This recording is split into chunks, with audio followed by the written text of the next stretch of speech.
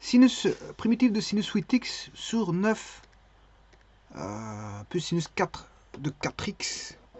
On va regarder après tout ça. Bon, cette fonction-là, sinus 8x, la voici. 9 plus sinus 4 de 4x. 9 plus sinus exposant 4.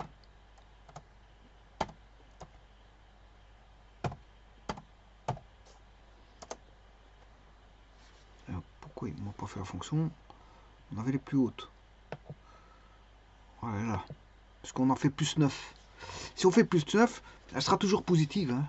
Sinus est comparé entre moins 1, 1. Et en plus de ça, voilà, c'est une puissance 4. C'est une puissance 4. Voilà. Ce qui va se passer, plus 9, ben, c'est au-dessus. Tout est positif. La fonction ne sera jamais... elle n'a pas de racine. Il n'y a aucune racine à ça. Aucune racine. Donc, je vais faire le rapport. F sur G. Pour autant que je...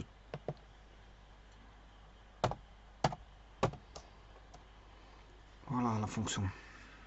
Bon, elle est toute petite. Ceci nécessite de faire un zoom.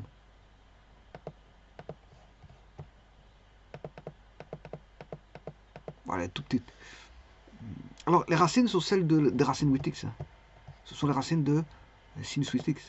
Oui, elle a la même racine que sinus 8x, parce qu'un numérateur sur un dénominateur, il est nul quand le numérateur est nul. Or, le numérateur est composé de sinus 8x. Bon. Donc, la fonction, la voici, elle est toute petite. Elle est toute petite. Donc, elle est définie dans R.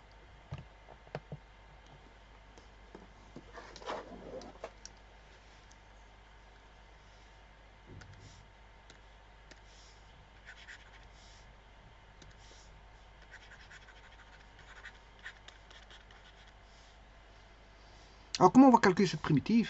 C'est ça toute l'astuce. On va regarder. Comment peut-on faire pour calculer cette primitive trigonométrique? Ah oui, c'est une primitive trigonométrique, hein, vous l'aurez constaté. Bon, ça, j'ai rien à dire là-dessus.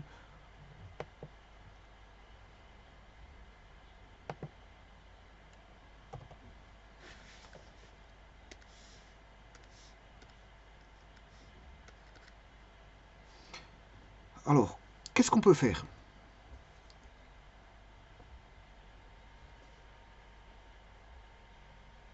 Bon, déjà, les arcs, on peut les... On pourra dire qu'on peut les éliminer, les arcs. Hein. Je vais essayer d'éliminer les arcs en créant une variable u qui est 8x. De cette façon-là, j'aurai primitive de sinus u sur 9 plus sinus 4 de 2u. 2u.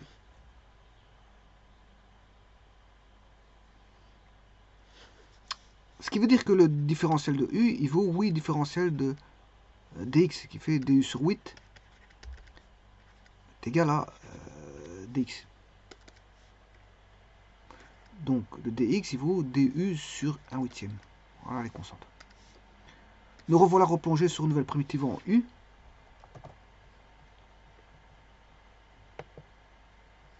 Mais au moins, j'ai éliminé les arcs. Enfin, éliminé les doubles d'arc, parce que j'avais 4 et 8 en arc. Bon, j'ai plus que U et en arc. L'arc il vaut U ici, et l'autre il vaut 2U. Bon, j'ai réduit l'arc. Alors maintenant, ce qu'il faudrait faire, c'est on va poser autre chose. Que peut-on poser?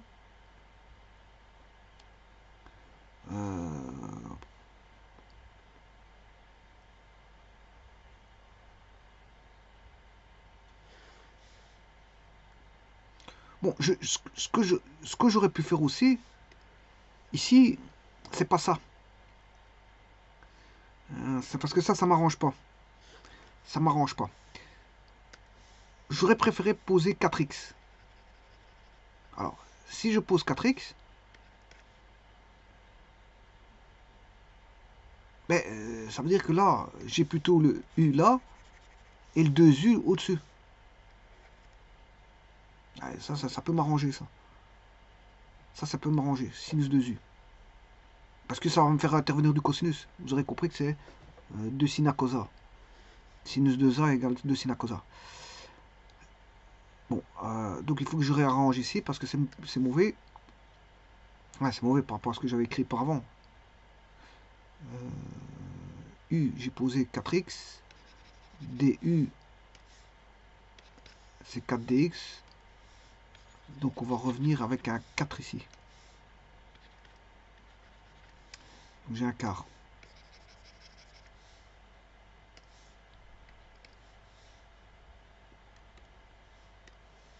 J'ai une meilleure visibilité comme ceci.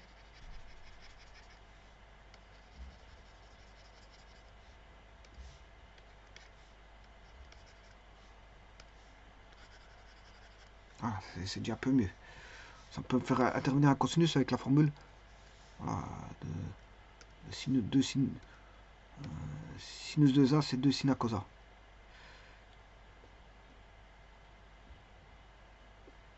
Bon, on va voir si on va appliquer encore cette formule-là. Bon, parce que c'est pas accordé qu'on va appliquer ça.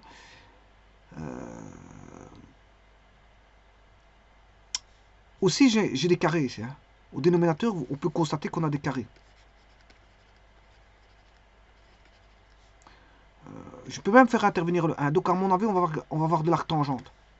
On va voir de l'arctangente. Ah oui, parce que je peux faire intervenir un f carré. 1 plus f carré au dénominateur. Donc, il y a de fortes chances qu'on ait une arctangente. Alors, comment je vais faire intervenir ça? Ben, si je fais 1 plus, je divise par 9 u sur 9, on va primitiver, 36,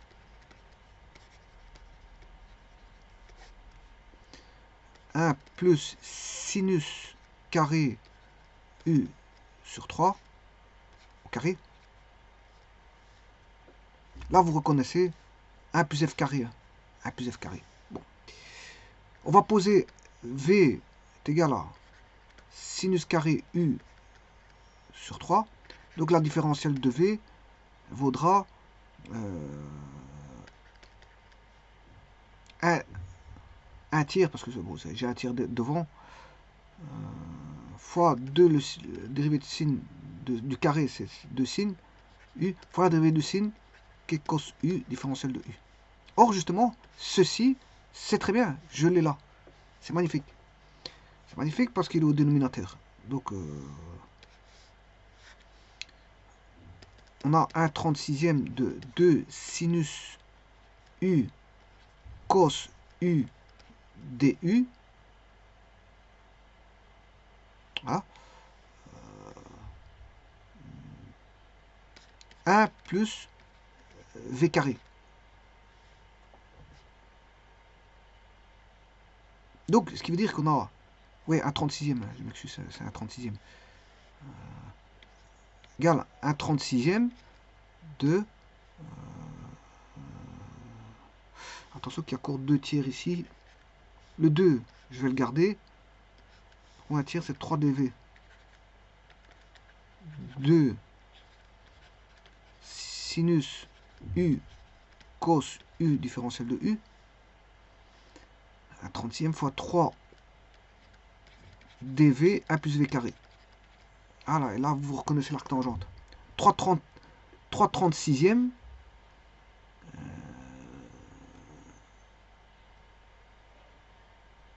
C'est fait 1 12e. Hein. 1 12e.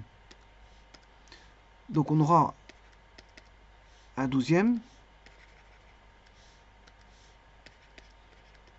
de arc tangente de V. Alors le V, c'est j'ai posé sinus carré U sur 3.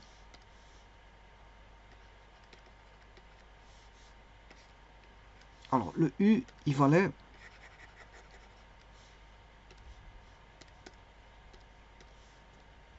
4x.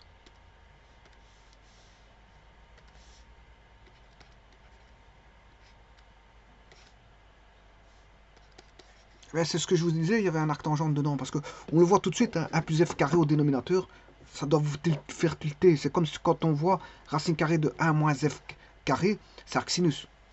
Voilà, donc il y a des choses qui... Alors, les chemins, quand vous faites beaucoup de primitives, les chemins, vous commencez à les voir. Hein.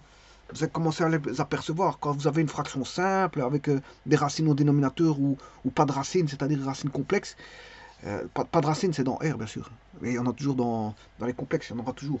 On a toujours des racines. Hein. Si elles ne sont pas dans R, elles sont dans C. Voilà. Ou elles peuvent être mélangées dans R, dans C, ou exclusivement dans R, ou exclusivement dans C, ça on s'en fout. Mais en tout cas, on peut avoir une panoplie. On a toujours des racines.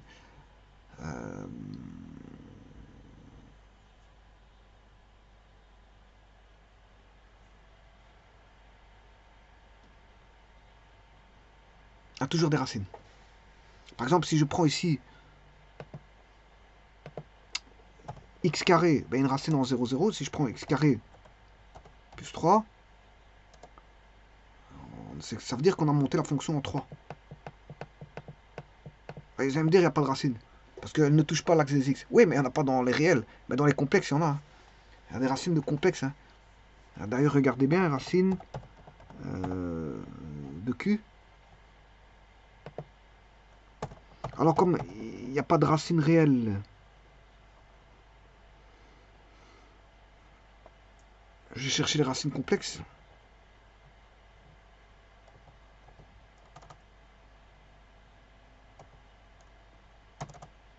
Ah, elles sont là. Q. Polynôme, c'est Q. Oui. C'est du second degré, vous donne deux racines complexes. Elles sont conjuguées l'une de l'autre. Donc, c'est pas parce que vous n'avez pas de racine réelle qu'il n'y a pas de racine. Il y a des racines complexes. Donc, le cheminement, si vous avez un polynôme, une fraction rationnelle, si vous avez une fraction régulière, ben, peut-être soit si le degré du numérateur est plus grand que le degré du dénominateur, vous faites la division. Sinon, regardez, si on ne sait pas décomposer en fractions plus simples, c'est-à-dire en fractions simples, c'est-à-dire en fractions simples rationnelles, au travers, bien sûr, de l'espèce du premier type, s'il y a des racines réelles, et de l'espèce du second type, s'il y a des racines complexes. Si elles sont exclusivement complexes. Voilà, ben on peut avoir un mélange de racines réelles et de racines complexes. Bon, donc ça veut dire qu'elle peut être décomposée en fractions simples et en fractions du type a sur x moins a. S'il y a une multiplicité n, c'est a sur x moins a, exposant n, c'est... ou alors, de deuxième espèce, c'est ax plus b sur a plus... Enfin, c'est x carré plus ax plus cx exposant m. Ça, c'est la deuxième espèce quand on a des racines complexes. Alors, donc vous pouvez avoir le guide, hein, le cheminement. Alors, les racines... Alors, généralement, je n'ai pas dit toujours, mais voilà, la plupart du temps, les fractions simples vont donner beaucoup de logarithmes, donnent beaucoup de logarithmes népériens. Beaucoup de logarithmes népériens. Alors ici, ça ne serait pas donné un arc sinus parce qu'on n'a pas de racine carrée. On ne pourrait pas tomber, je veux dire, une condition nécessaire pour tomber sur un arc sinus, c'est d'avoir une racine au dénominateur. Mais c'est pas encore suffisant. Parce que la racine carrée ne donne pas forcément des arcs sinus. Ça dépend de ce qu'il y a autour de la primitive. Mais en tout cas, ici, en la regardant, on peut tomber sur un arc tangente. Parce que vous voyez que 9 plus sinus, vous avez un carré à droite et un carré à gauche. Et donc, avec ça, on peut faire 1 plus f carré. Mais pour autant que la dérivée de f' soit au-dessus. Voilà, là, en ce moment, vous avez un arc tangente. Bon, maintenant, il faut bien sûr vérifier. On va faire l'intégrale de h. Qu'est-ce qui donne? Un douzième d'arc tangent de 1 tiers de sinus carré de 4x sur 3. Enfin, un tiers de sinus carré 4x. Ben, c'est ce que j'ai. C'est ce que j'ai. Sinus carré 4x sur 3. C'est un tiers de sinus carré 4x. Arc tangente, l'écrit de tangente moins 1. Et on a le coefficient devant qui est un douzième. Donc tout est parfait. Mais le problème, c'est que tout est petit. Hein. Tout est petit. Voilà, on se trouve dans une zone très petite. Et la primitive est encore plus petite. Encore beaucoup plus petite. Parce que c'est de l'ordre du 1/12e. de l'arc tangente.